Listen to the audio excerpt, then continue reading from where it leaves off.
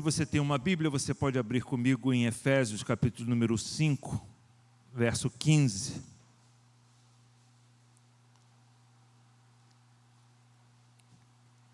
Ou abra ou ligue, a sua Bíblia. Eu só espero que o seu 4G, 5G esteja desligado, que agora não precisa mais, Ou precisa? Não precisa mais, No começo do púlpito, para fazer aquela evangelização, divulgação, tudo bem. Mas agora, não mais. Para você não ser tentado a ficar olhando aquelas mensagens que chegam, sem parar, e só contribui para a nossa distração. Quem achou, diga amém. Capítulo 5 de Efésios, verso do número 15, diz assim o texto bíblico: portanto, vede prudentemente como andais, não como nécios, e sim como sábios, remindo o tempo, porque os dias são maus. Por esta razão não vos torneis insensatos, mas procurai compreender qual a vontade do Senhor. E não vos embriagueis com vinho, no qual há dissolução, mas enchei-vos do Espírito, falando entre vós com salmos, entoando e louvando de coração ao Senhor, com hinos e cânticos espirituais, dando sempre graças por tudo a nosso Deus e Pai, em nome de nosso Senhor Jesus Cristo, sujeitando-vos uns aos outros no temor de Cristo. Até aí, vamos ter uma palavra de oração. Senhor, que o Senhor nos livre agora das dispersões internas, externas, que o Senhor nos dê conexão com o texto bíblico, com o trono da graça e com o nosso coração que precisa ser tocado, quebrantado, santificado. Ó Deus, nós nesta manhã precisamos nos esvaziar de todo o lixo, tal como fazemos nos nossos aparelhos eletrônicos. Vamos esvaziando a lixeira, vamos limpando o nosso HD para melhor funcionamento de nossas máquinas. Senhor, oramos nessa manhã para que o Senhor nos ajude, porque há lixo dentro de nós, há, ó Deus querido, impurezas dentro de nós, há entraves dentro de nós que nós nem, ó Deus, conseguimos perceber e enxergar. Naturalmente não enxergaremos se o Senhor não nos mostrar, nos revelar. Não foi por acaso que Davi pediu que o Senhor o livrasse da soberba e das faltas que lhe eram ocultas. Então, Senhor, por favor, sonda, esquadrinha os nossos corações nesta manhã, para, ó Deus querido, perdoar as faltas ocultas e aquelas que nós precisamos enxergar e confessar. Senhor, por favor, traz a luz, pois só a luz do Senhor, só o Espírito de poder pode vir sobre as nossas vidas para nos confrontar e nos transformar à imagem e semelhança de Cristo. Este é o nosso alvo nesta manhã, sermos vazios de tudo que estamos cheios, mas desnecessariamente cheios, a fim de sermos cheios de tudo aquilo que necessariamente precisamos ser cheios. Nós precisamos ser cheios de Ti, cheios de Cristo, cheios da palavra, cheios das virtudes daquele que nos chamou das trevas para a sua poderosa e maravilhosa luz. Dá-nos cobertura espiritual a nós que estamos nesta casa de oração e aqueles que estão em casa, aqueles que vão assistir, ó Deus, ouvir esta mensagem, Senhor querido, por redes sociais, que o Teu Espírito igualmente esteja fazendo esta obra e visitando cada coração, cada lar, cada família, para que, ó Deus querido, estejamos perfeitamente habilitados para toda a boa obra, em nome de Jesus. Amém. Irmãos, o apóstolo Paulo faz aqui, nesse texto, uma afirmação categórica, também chamado de imperativo, para uma ação que é constante na Bíblia, que Martin Lloyd Jones usa muito nos seus livros, de uma ação, ele chama de uma ação negativa e uma ação positiva. Paulo vai falar sobre algo que não deve ser feito, e ele fala muito isso aqui no capítulo 4, 5, ele fala sobre uma coisa que não se deve fazer mais, como por exemplo, ele diz o que mentia, capítulo 4, não deve mentir mais, antes deve falar a verdade. O que roubava não deve roubar mais, antes deve trabalhar. O que falava palavras torpes, palavras chulas, palavras sujas, palavras de baixo calão, deve então falar palavras, não apenas palavras boas. Não devemos ser apenas gente boa, porque nós, cariocas, então, temos essa mania de dizer fulano é gente boa, e aí se nós somos considerados pelos que nos rodeiam gente boa, então estamos contentes. Mas isso é mediocridade, porque o Senhor nos chamou para irmos para muito além do que o carioca, o brasileiro, ou qualquer um possa interpretar como gente boa. Fomos chamados para ser gente santa, fomos chamados para ser pessoas impactantes, fomos chamados para não fomos chamados, melhor dizendo, para sermos iguais aos demais, desde a não ser que os demais a quem estejamos nos referindo sejam os santos de Deus, aqueles que estão andando nas pisaduras de Cristo. Nós não fomos chamados para agradar as pessoas, ainda que devemos nos esforçar para sermos agradáveis, educados, dóceis, amáveis, mas desde que isso não coloque em perigo os princípios e preceitos da Escritura, que muitas vezes são preceitos antipáticos a muita gente e a maioria. Por isso Jesus disse, eu não vim para trazer paz, eu vim para trazer espada, porque há uma separação. Ser de Cristo, por isso a palavra santo, hagios, significa separado. Então Paulo, lembrando, está escrevendo aos Efésios, ele não está escrevendo para a cidade de Éfeso, ainda que ele vá usar muito sobre o contexto cultural da cidade, vou falar já sobre isso. Ele está falando para um povo que havia sido alcançado por Cristo, santificado por Cristo, separado para o propósito de adorar e servir a Cristo, numa cidade mergulhada no pecado. Tem alguma coisa parecida aí para vocês? Estamos mergulhados na cidade do Rio de Janeiro, no Brasil, mergulhado em corrupção, mergulhado em tudo que é baixaria, tudo que é porcaria faz sucesso. A música, você ensaia, canta 20 vezes um louvor para ficar na sua mente em uma dessas músicas que muitas delas nascem em terreiros de macumba. Você passa assim, uma frase fica ali na sua mente, que você precisa falar, Senhor, há poder no seu sangue, repreenda, tira isso da minha cabeça. Porque estamos imersos numa cultura. Nem tudo na cultura é demoníaco, mas há elementos demoníacos, altamente demoníacos e pecaminosos na cidade, na cultura, seja ela brasileira, norte-americana, qualquer que seja. Não foi nada diferente, pelo contrário. Quando Paulo escreve para a igreja de Éfeso, ele sabe muito bem para qual é o contexto que aquele povo está vivendo. Muitos deles vieram deste mundo do Império Romano, mergulhado na iniquidade, no pecado. Por isso ele diz, o que mentia não mente, o que roubava não rouba, o que falava bobagem, o que tinha uma boca emprestada para conlurbe, agora é nem posso falar sedai, né?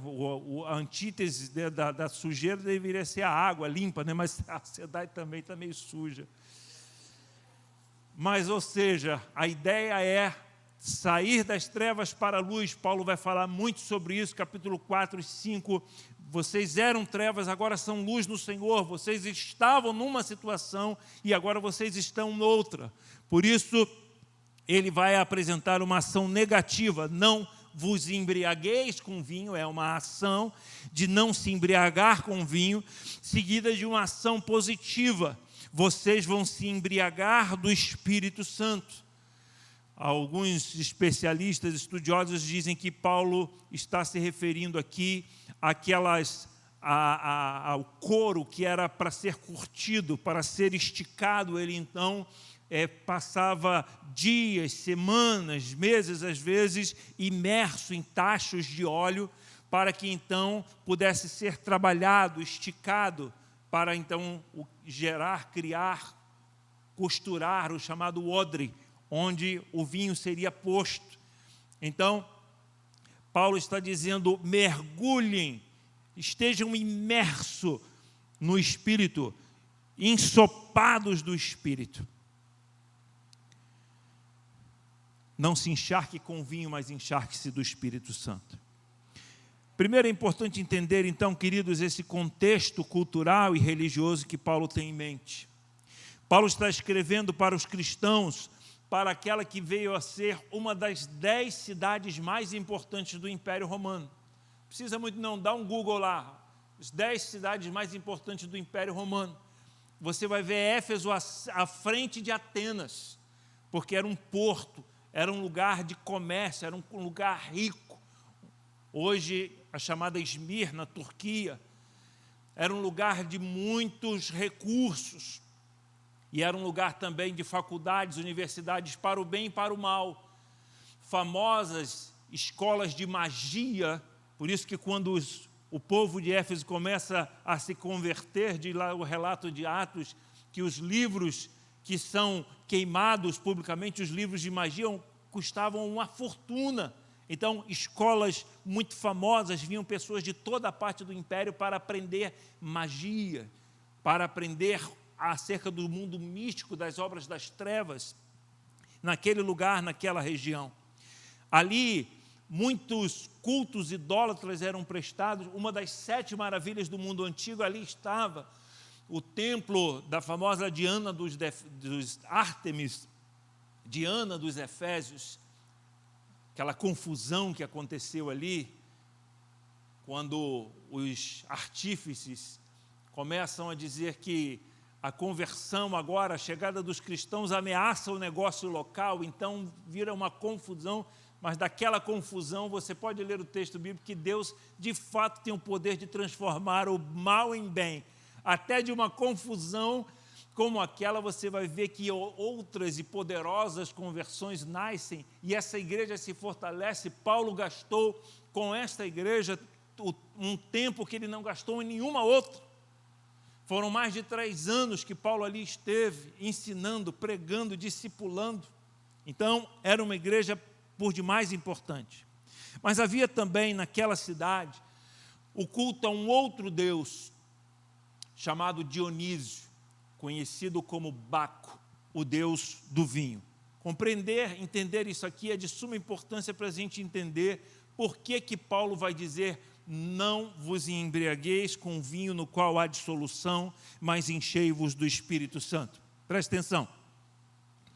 Dionísio ou Baco, deus do vinho, representava os prazeres mundanos, cujo culto se dava em meio à embriaguez pelo vinho. Possessões coletivas e orgias sexuais vinham como consequência dessa embriaguez. Eles acreditavam que quando atingissem o ápice da embriaguez do vinho, o espírito de Baco viria, que de fato era isso. O espírito de Baco, mas nós sabemos por entendimento bíblico que eram espíritos malignos, demônios. Então o espírito de Baco viria, assumiria, eu li alguém dizendo assim, que era dito assim, que Baco assumiria a responsabilidade por nós. Imagina, a responsabilidade levava mulheres que participavam deste culto, que a princípio era só mulheres, depois inseriram homens, e depois, então, passaram a inserir crianças e animais, e daí origina-se a palavra bacanal, que eram as orgias sexuais onde não há regras. Por isso a palavra dissolução também significa desregramento. Paulo está usando agora uma antítese, ele está usando algo que era próprio e conhecido daquela cultura, para falar aqui, olha, quando as pessoas estão cheias de vinho, a ponto de embriaguez, elas então são possuídas pelo espírito de Baco, e elas então não têm mais freio, não tem regra, não tem limite. Aí vem a palavra desregramento. Então, sem regras, as pessoas praticam todo tipo, toda ordem de torpeza e pecado, a ponto do próprio Senado do então Império Romano, estabelecer regras, tentar estabelecer regras para conter as atrocidades que eram praticadas ali. Essas mulheres, elas saíam seminuas, gritando, guarda bem isso, gritando, cantando e dançando. Guarda esses gerúndios, porque a gente vai precisar deles já já. Era uma prática, gritando, cantando e andando pelas ruas com instrumentos musicais, cometendo esses desregramentos que chegaram a ser chamados de desregramento selvagem. Daí surge, então, o chamado grito de carnaval. Estamos no meio dessa data aí. Daí surge o chamado grito de carnaval, porque essas mulheres gritavam para chamar, para invocar e chamar para a festa ao Deus do vinho, que era a principal festa em dezembro, no período de 21 a 28 de dezembro, quando Constantino assume, quando então o cristianismo passa a ser a religião oficial, estabelece-se a data como o nascimento, o nascimento de Cristo como sendo 25 de dezembro, para tentar frear, para entrar com um princípio religioso de outra ordem, para frear o culto selvagem, desregrado a Baco. Daí surgiu então a comemoração do Natal no dia 25 de dezembro. Está um silêncio presbiteriano aqui agora. Quantos estão comigo? Digam amém. Amém. Tudo bem, irmãos? Deu para entender por que Paulo está dizendo não vos embriagueis com vinho no qual há dissolução? Quando Paulo fala isso, aqueles para quem ele está escrevendo entenderam perfeitamente o que ele estava querendo dizer. Ele pega então um contexto da cultura, um contexto que não é apenas cultural, mas é espiritual, e traz para a vida espiritual agora em Cristo, dizendo, não vos embriagueis com vinho, no qual há dissolução, mas enchei-vos do Espírito. Agora, antes de seguir, é importante, ainda que esteja falando para uma congregação, uma comunidade de fé, que creio que todos tenham o Espírito, ou conheçam o Espírito, não é demais fazer menção ou trazer uma pergunta à luz aqui. Mas que espírito é este do qual eu devo ser cheio? Se eu não devo ser cheio de uma coisa e devo ser cheio de outra coisa, essa outra coisa que Paulo se refere é uma coisa, é um sopro ou é uma pessoa? Eis aí uma grande diferença. Paulo não está falando, apesar do Espírito ser o ruá, o hálito, o sopro de Deus, ele não é meramente sopro, ele é a pessoa do próprio Deus. Então eu quero falar algumas coisas aqui rapidamente para a gente avançar no texto.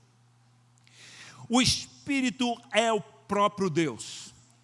Ele é um com o Pai, ele é um com o Filho. Ele é o aplicador da salvação. É sua a obra de trazer a nós e fazer real dentro de nós aquilo que Jesus veio efetuar na terra, ou seja, conforme diz lá no cântico de Zacarias, plena e poderosa salvação. É o Espírito que aplica, é o Espírito que comunica, é o Espírito que realiza, é o Espírito que faz com que o cristão passe a parecer uma pessoa soberba quando indagada acerca da sua salvação. Ela diz, eu tenho certeza que sou salvo, eu fui salvo, eu sou salvo e eu serei salvo. Por quê? Porque tem uma pessoa dentro de mim, e não é uma pessoa qualquer, é o ente santo, é a pessoa do Espírito, é uma pessoa sobre quem Jesus falou com muito zelo, temor, doçura, cobertura, como se fosse um irmão mais velho falando de um irmão mais novo, dizendo, todo pecado e blasfêmia cometido contra o Filho do Homem será perdoado, mas pecado e blasfêmia cometido contra ele, contra o Espírito, contra a pessoa do Espírito, não haverá perdão. Martin Lloyd Jones diz que na Trindade, o Espírito Santo é o executivo, ele é o executor. Ele é também o fôlego santo, o sopro do Deus vivo, que tornou o homem alma vivente, diferente de toda a ordem da criação. Quantos podem dizer amém? Aleluia! Ele é o espírito de santidade, diametralmente oposto ao espírito de Baco, que era o espírito de desregramento, que conduzia à iniquidade, que continua conduzindo à iniquidade. É o espírito que continua pairando sobre os filhos da desobediência. O príncipe da potestade do ar, este que maquina para consumir e destruir o homem, aquele sobre o qual Jesus disse, ele veio para matar, roubar e destruir, continua fazendo isso com toda a fúria possível. Por outro lado, o Espírito é santo para ser plenamente distinguido de todo o espírito maligno. Os espíritos malignos absolutamente nada têm a ver com o Espírito de Deus. Os espíritos que operam no filho da desobediência, eles são antagônicos ao espírito que opera nos filhos da obediência, que é a condução a Cristo. O Espírito veio para revelar a Cristo, para nos convencer do nosso pecado, da justiça e do juízo, e para nos conduzir a uma vida diametralmente oposta àquela proposta por Dionísio, nos propõe uma vida não sem prazer, que é um equívoco. Não vou ser crente, não vou ser cristão, porque eu vou perder meu prazer. É uma das grandes mentiras diabólicas, porque, na verdade, o verdadeiro prazer está em Cristo. Não diz aquele antigo cântico, a alegria está no coração de quem já conhece a Jesus. A verdadeira paz só tem aquele que já conhece a Jesus. O sentimento mais precioso que vem do nosso Senhor é o amor que só tem quem já conhece a Jesus. Aleluia, aleluia. É algo que não se explica, mas se pode ser provado. O mundo está em pânico, apavorado. Quem sabe falo para pessoas que mesmo estando em Cristo estão apavoradas, em pânico por causa dessa pandemia. Mas eu quero dizer, não temas, porque você não vai morrer de véspera. Não temas, porque você está aqui por um propósito. Você está aqui como João Batista, teve uma vida curtinha, mas a vida curtinha de João Batista foi vivida intensamente na presença de Deus para confrontar o pecado, para apontar a Cristo. Por isso, mesmo no deserto, as multidões vinham, os soldados vinham, os cobradores de impostos vinham, os religiosos vinham, os hipócritas vinham, e ele confrontava dizendo, raça de víboras, quem vos induziu a fugir da ira vindoura? João não se preocupava com... Vou pegar o gancho na blusa da Armani ali do irmão. João não se vestia de Armani, ainda que ele não esteja vestido de Armani.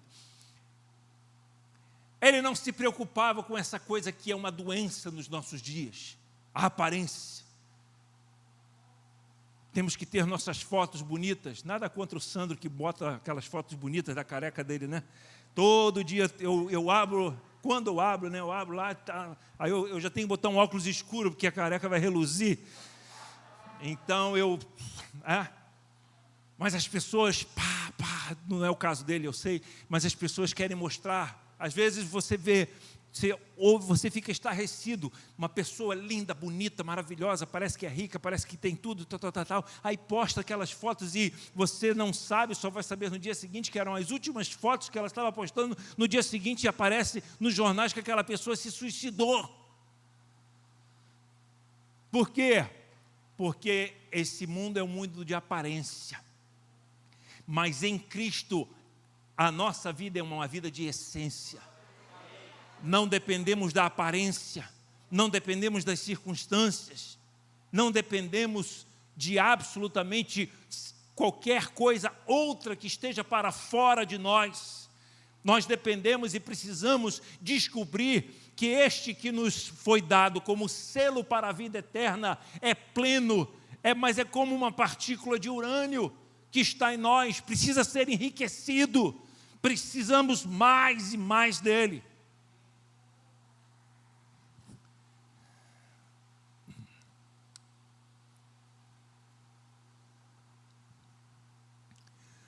Ele é o Espírito de santidade, a luz que ilumina e dissipa as trevas das nossas vidas. Sua obra especial é produzir santidade naqueles a quem Cristo salvou para a vida eterna. O tempo presente é terrível, Não sei você, mas eu perdi primos pela Covid. Eu perdi meu primeiro pastor, um homem que foi muito usado por Deus na minha vida. Ele acreditava tanto que viveria o arrebatamento, que não morreria, morreu agora com a Covid. Não morreria sem ver o arrebatamento, sem provar o arrebatamento. Ele cria como Paulo que em vida ele provaria o arrebatamento. Minha esposa ficou doente com a Covid. Minha filha ficou doente. Minhas irmãs ficaram. Quantos, olha aqui, que a realidade alterada. O mundo em polvorosa. Mas o Senhor nos chama para ver o lado bom, o lado positivo, o lado dos planos, dos propósitos do Eterno. O Senhor está dando à terra a oportunidade de se arrepender dos seus pecados. O Senhor está dando à igreja a oportunidade de se arrepender dos seus pecados. Eu louvei ao Senhor, a princípio quando recebi o convite para pregar hoje, eu falei, puxa vida, eu que não tenho férias, justamente no feriado de carnaval, Rose também não, que a gente está em casa, a princípio, confesso aqui meu pecado, publicamente, na internet, o pastor João vai ver isso, nunca mais vai me chamar. Mas depois foi como se eu ouvisse uma voz dizendo, tem propósito nisso aí. Eu não sei qual é o propósito de Deus na sua vida, mas eu estou vendo nesses últimos dias propósitos de Deus se descortinando nesses dias, desde que eu recebi e aceitei no coração o convite e comecei a orar e perguntar, Senhor, o que falar, como falar, e então o Senhor começa a falar para dentro. Por isso, qualquer possível crítica ou confronto que eu fizer aqui, pode ter certeza que eu estou sendo muito mais confrontado por mim mesmo, com os meus próprios pecados, com as minhas próprias faltas, antes de compartilhar ou me dirigir aos meus amados irmãos, lavados e remidos pelo mesmo sangue do Cordeiro que me lavou. É tempo de santificação, é tempo de olhar para dentro, é tempo de mergulhos profundos, e se necessário for, Deus está pegando no mar revolto os Jonas que estão fugindo dos propósitos e está levando eles para águas bem profundas, para o mais profundo abismo, para conseguir de lá extrair uma oração. Porque veja no texto que Jonas só ora quando a coisa está feia para o seu lado. Jonas só ora quando não tem mais para onde fugir. Porque primeiro ele foge para Jope, depois ele foge para dentro do navio, depois no navio ele foge para o porão do navio, depois do porão do navio, não tendo mais escapatória, ele diz, olha, me lancem no mar. Num certo sentido é como se Jonas estivesse dizendo assim, acabem logo com a minha vida, façam isso, porque eu temo o Deus dos céus, eu não posso me suicidar, eu não posso acabar com a minha vida, mas se vocês fizerem, sem problema, vocês estão acabando com a minha vida. Jonas foi só caindo.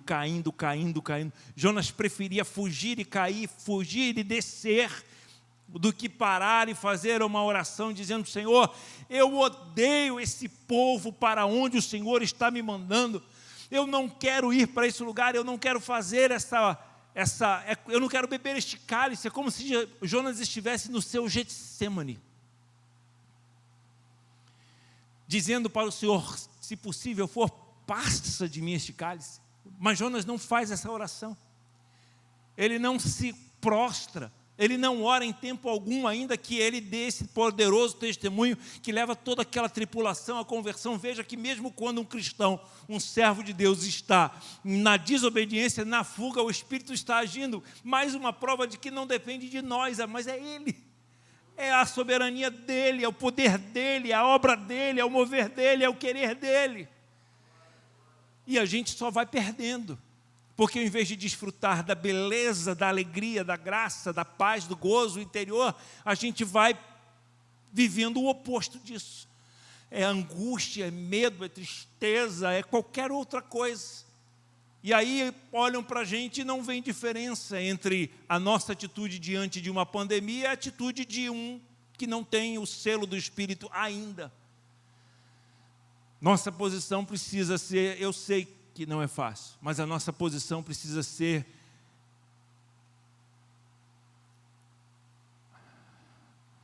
a de Jó. Eu sei que o meu Redentor vive e que por fim se levantará sobre a terra. A gente tem um apego a esse mundo impressionante, né? A gente fala mal dele, tal, mas não quer sair. Tem um durepox, tem um negócio que nos gruda aqui. Paulo, depois que vislumbrou a glória eterna, ele falou, olha, eu não sei o que escolher, se é estar com Cristo ou com vocês, porque Paulo, de fato, entendia que a igreja era o povo de Deus, a excelência de Deus, e Paulo, ao servir a igreja, abençoava, tinha serviço, tinha utilidade, tinha missão. O que nos falta muitas vezes na crise também é senso de missão, de propósito. Eu confesso para vocês, acordo todos os dias, quem me conhece há mais tempo aí sabe que eu tenho problema sério de coluna. Acordo todos os dias, a faca está aqui. Já operei, já fiz de tudo que você possa imaginar, já fiquei de cabeça para baixo, já de tudo que você possa imaginar, já fiz. Mas não resolve. Durmo e acordo, tem uma faca aqui que pega a perna inteira. Hoje pela manhã acordei, fui dormir com aquela dor, ainda mais muito tempo sentado, estudando. Acordei hoje, ela estava lá, meu Deus, como é que vai ser? Eu vou lá para Piraquara, vou pregar, e depois vou gravar, e depois ainda vamos encontrar com um casal de missionários amigos, vamos passar o dia inteiro. Então eu preciso buscar algo mais forte do que a dor. Eu preciso buscar alguma coisa mais forte do que a dor. E esse mais forte é Cristo. Mas às vezes eu confesso que por saber isso aqui, mas por não estar sentindo isso aqui, a força de Cristo aqui, onde eu gostaria que fosse sentida, eu preciso de um outro elemento. E aí sabe qual é o outro elemento que o Senhor me dá? Senso de missão. Eu tenho uma missão para cumprir nesse dia. E ainda que seja o último dia, eu tenho neste dia uma missão para cumprir. Aí eu pulo da cama. E eu começo a fazer, e vou fazer. E mesmo que eu não tenha como agora, por exemplo, que ir a uma igreja para pregar, eu tenho o privilégio de levantar recursos para mandar Bíblias para o Paquistão, para mandar Bíblias para a Ucrânia. Eu tenho a missão de captar recursos para fazer chegar comida na mesa dos irmãos em Bangladesh, na Índia, Paquistão. Nossa organização missionária mandou, nesse um ano de pandemia, já chegamos a quase $200 mil em mantimentos para os nossos irmãos nessas regiões. Isso significa, em reais, mais de R$1 milhão. Quando a crise começou, que muitas igrejas disseram, não vamos poder continuar contribuindo, irmãos parando de contribuir aqui e acolá, o coração ficou gelado, pequeno. Mas eu te digo, como Global Brasil foi o ano 2020, o ano de maior arrecadação da história da Global Brasil, da Global Internacional, Porto Rico e sul da Flórida, foi o recorde de arrecadação em toda a história da missão. E isso permitiu, sabe o quê? Fazer o quê? um centro de treinamento para missionários no Irã, que é o maior, num país próximo do Irã, que é o maior exportador de terrorismo do mundo, onde construímos um centro de treinamento.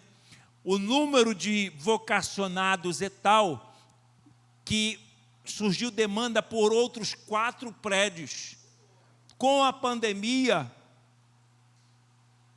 onde nós achávamos que faltaria recurso, os 4 prédios já estão sendo levantados, estão quase prontos. Em Mianmar, um dos países mais fechados do mundo, que acaba de viver há 2 semanas um novo golpe militar, temos centenas de órfãos que são sustentados. Recebemos um pedido, um desafio para construir um centro a fim de acolher jovens meninas que são vendidas para o turismo sexual na Tailândia. Esse prédio já está com a sua fundação sendo feita. O prédio custará $80 mil. A princípio, 36 meninas que já estão em lares provisórios. Algumas delas, eu tenho foto, porque hoje eu não trouxe nada. Algumas delas já estão livres das garras de Satanás, livres de terem suas vidas vituperadas, atropeladas, transformadas, agora tiradas das trevas, literalmente para a maravilhosa luz. Por quê? Missão. Onde mais precisa é onde a nossa organização está. Onde menos recursos há, que é entre missionários autóctones, é lá que nós estamos. Entre muçulmanos radicais, hindus radicais, budistas. E aqui eu faço um apelo, nos ajude a multiplicar. Se você é uma pessoa de muitos relacionamentos, nos ajude a ampliar os nossos relacionamentos. Se você tem contato com igrejas, com lugares que podem conhecer o nosso trabalho, nos ajudem a espalhar isso. Agora, em dezembro, conseguimos mandar 1.400 Bíblias infantis ilustradas para o Paquistão e para a Ucrânia. Com a alta do dólar, foi um custo de R$65 mil. Mas entre os irmãos brasileiros, nós levantamos esses recursos. E essas Bíblias já estão na mão dessas crianças, estão na mão de suas famílias. E elas serão transformadas, porque o poder da palavra e do Espírito transforma de verdade para a vida eterna. Quantos podem dar glória a Deus nessa manhã? A obra do Espírito é mística, ela é interior, ela é secreta. Contudo, seus frutos são claros, são visíveis e comprovados. Ainda que o Espírito faça uma obra secreta na sua vida, no seu coração, se é de fato uma obra do Espírito na sua vida, no seu coração, como frutos de uma árvore frondosa, frutífera, esses frutos terão que aparecer, e eles aparecem no rosto, na face, ele aparece na forma daquilo que você fala, daquilo que você diz. Quando Paulo vai dizer, não saia da vossa boca nenhuma palavra torpe, mas antes sim, aquela que for útil, necessária para a edificação, e assim transmita graça. Isso é um fruto que vem do Espírito, é um fruto que vem quando você está pleno do Espírito. Quando estamos vazios, qualquer topada é um palavrão. E aí, ao invés de alegrar o Espírito, nós entristecemos. Apesar de todos os símbolos, irmãos, usados na Escritura a fim de ampliar e facilitar a nossa compreensão acerca de quem Ele é e da obra que Ele realiza, apesar das maravilhosas expressões do Espírito como pomba, como óleo, como água e até mesmo como um vinho, tudo isso não passa de simbologia. Os símbolos podem nos levar a pensar nele de forma impessoal, e ele não é. Isso está plenamente errado e equivocado. O que eu quero dizer? Onde eu quero chegar? Os símbolos são errados? Não, estão na Bíblia. O Espírito como óleo, como pomba. Mas é apenas figura de linguagem. Símile. É João, na ilha de Patmos, vendo coisas que nunca imaginou ver na vida, dizendo, eu vi um ser como. Ele busca as suas referências. Ele vai no seu HD buscar o que ele tem. Eu vi um ser cujos olhos eram como chamas de fogo. Os seus cabelos eram como a alva lã. O seu peito como ouro reluzente. Da sua boca saía algo como uma espada de dois gumes. Cristo não é uma espada, mas a ação de Cristo é como uma espada. A palavra é como uma espada que penetra e corta e divide e faz uma obra gloriosa, poderosa. Ele nos mata para nos fazer reviver. Ele mata o nosso ego, que precisa morrer sempre. Quanto mais do Espírito temos, menos do ego vamos despontar. Quanto mais de Deus, menos do homem. Quanto mais do Espírito, menos da carne. E quanto mais do Espírito, mais alegria, mais força, mais graça para viver nesses tempos difíceis, pandêmicos, escuros, mas para brilhar no meio das trevas.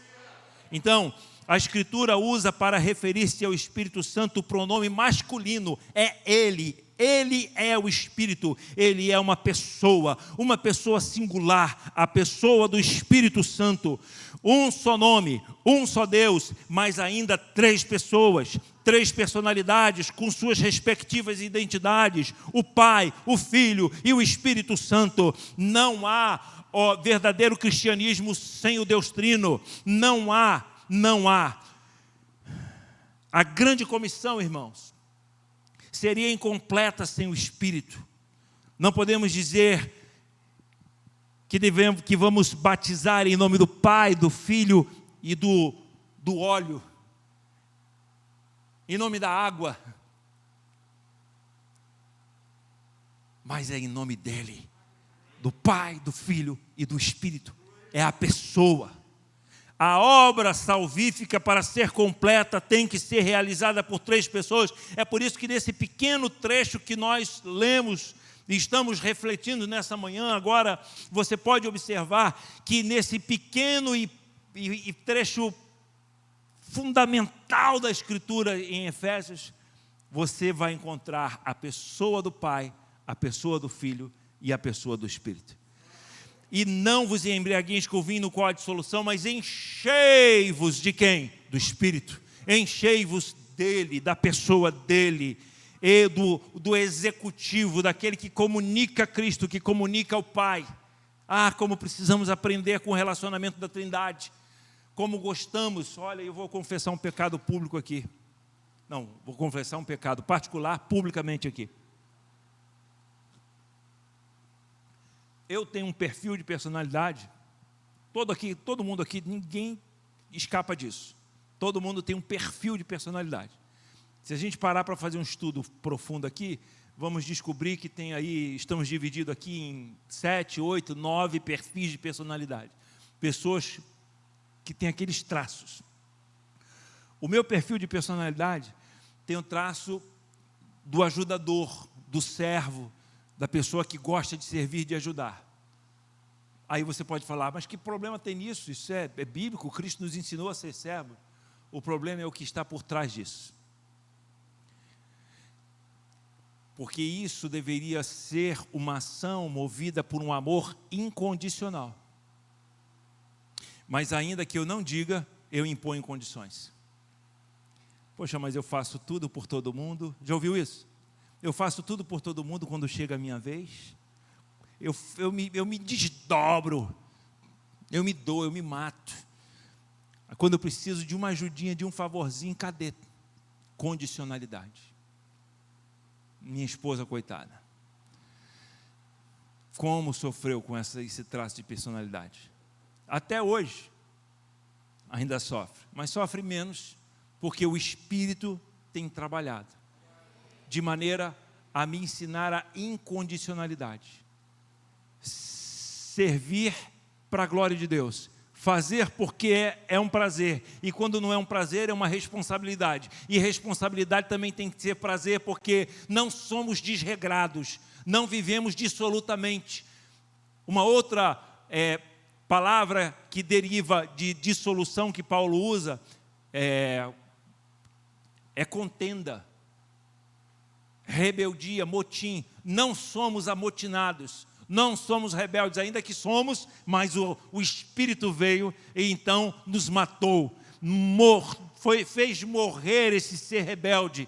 E ainda que ele tente sair do túmulo, a gente bota concreto por cima dele, a gente continua matando ele. Por isso que a gente precisa ser cheio, porque quanto mais cheio dele, mais vazio de nós estaremos sendo. E aqui eu termino essa primeira mensagem dizendo que ele, o Espírito, tem poder. Essa pessoa divina tem poder, tem conhecimento, tem vontade. Essa pessoa decide quem, como, onde, quando, quanto. Ele possui mente própria. Ele ama e ele entristece tanto quanto se alegra.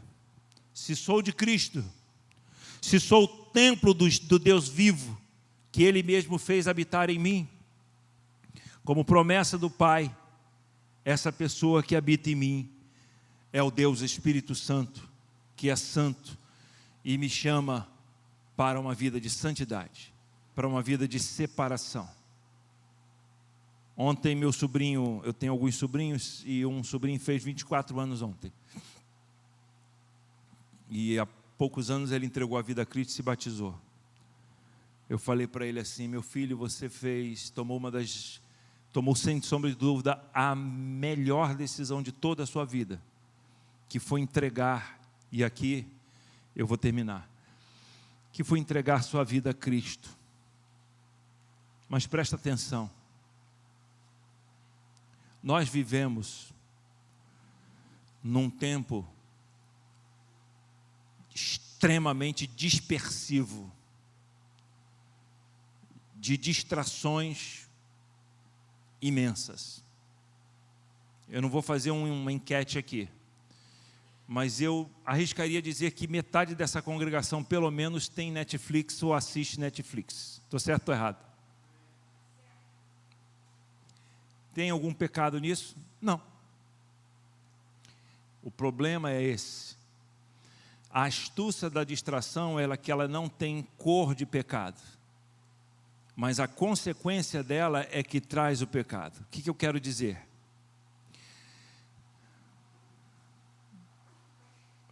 Vai orar 4 horas seguidas. Aí você vai dizer: pô, pastor, apelou, né? Me faz lembrar de Samuel, uma vivalista da Rua Azusa, Nova York. Um dos maiores movimentos de avivamento que a história conheceu, sem sombra de dúvida, o avivamento do século 20.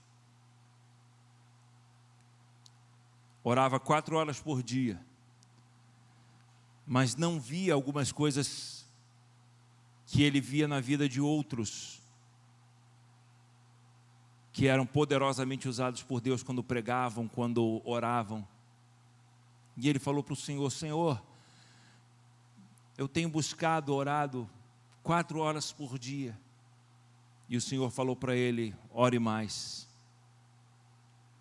E ele então passou a orar 7 horas por dia. E ele assim o fez por 3 anos e meio. Aleluia, até que de repente, Deus usa aquele homem para trazer o que possivelmente foi o avivamento do século 20.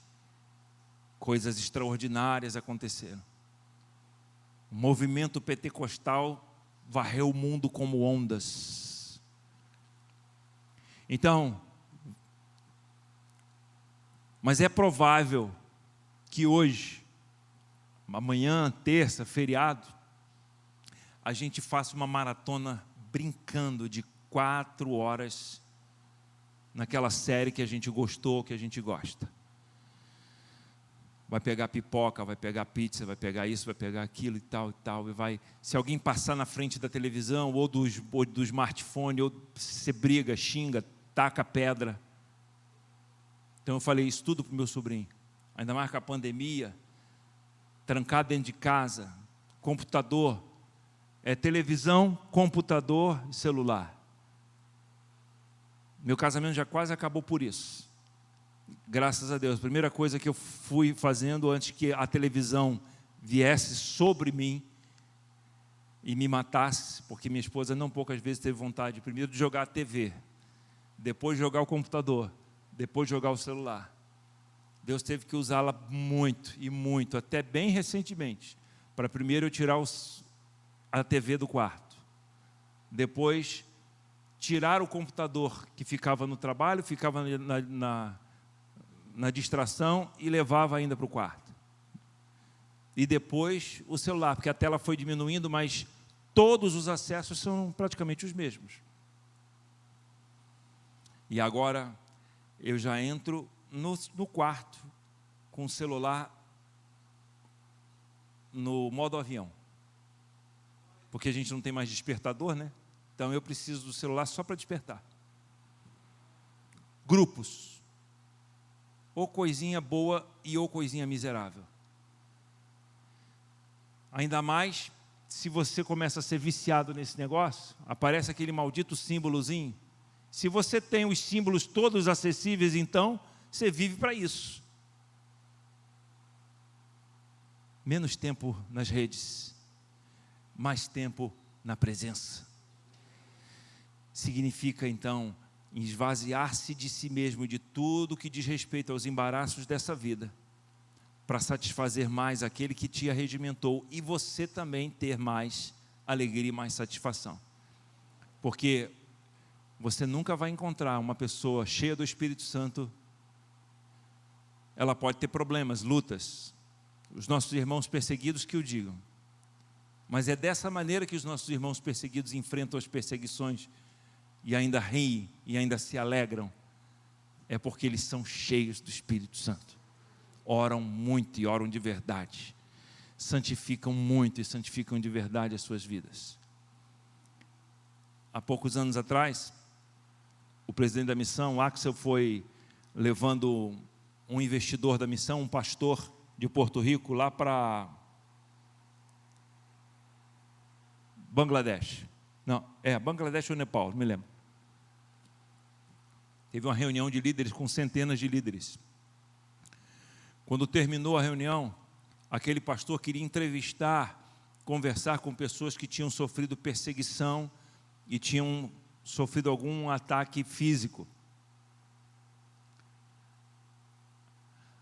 A fila era tal que o pastor não deu conta de entrevistar todos eles. Eu tenho esse braço aqui quebrado em 3 lugares, quando vieram me perseguir porque estava pregando o evangelho, bateram com um pedaço de madeira 3 vezes no meu braço, quebrou em 3 lugares. O nosso líder do Irã, onde estamos construindo mais 4 prédios para treinar plantadores de igrejas para o Irã, onde pregar o evangelho é forca, ele foi preso porque estava distribuindo o Novo Testamento. 40 dias. Que idade você tem, varão? Como é que é? 43? Não, 43. 34. 34. O Reza era mais novo que você quando isso aconteceu. Ele agora vai fazer 40. Ele foi preso porque estava pregando porque estava distribuindo o Novo Testamento. Sabe o que aconteceu? Em 40 dias de prisão, sendo torturado, quebraram sua clavícula, sangue frio, 3 costelas, a perna direita, tudo desse lado. Foi retirado da prisão semi-morto. Os pais cuidaram dele, levaram para o hospital. Quando ele se recuperou, disseram: fuja daqui, porque a próxima vez que te encontrarem, não vão apenas quebrar seus ossos. E ele conseguiu asilo nesse outro país. Se fosse eu, talvez diria assim: poxa, Senhor, como é que o Senhor fez um negócio desse comigo? Eu entreguei a minha vida, consagrei minha vida ao Senhor. Eu comecei a me encher do Espírito Santo. Eu comecei a te obedecer, a anunciar o Evangelho, distribuir Bíblias. E como consequência o Senhor me faz isso? Essa é a atitude do menino. Essa é a atitude infantil, mimimi, do nosso evangelho ocidental. Mas no Oriente, onde o bicho pega, na África, sul da Ásia, sudoeste da Ásia, Senhor, obrigado porque eu fui digno de ser perseguido por causa do teu nome. Esse homem é um dos maiores estrategistas que nós temos no nosso corpo de 435 missionários. Deus abençoe vocês. Eu espero que Deus possa ter me usado aqui para falar ao seu coração, para quem sabe trazer uma resposta, uma direção, uma cura, uma ministração da parte de Deus que você precisava, assim como eu precisava, e Deus tem usado esse tempo para falar ao meu coração. Até o próximo culto. Deus abençoe a todos.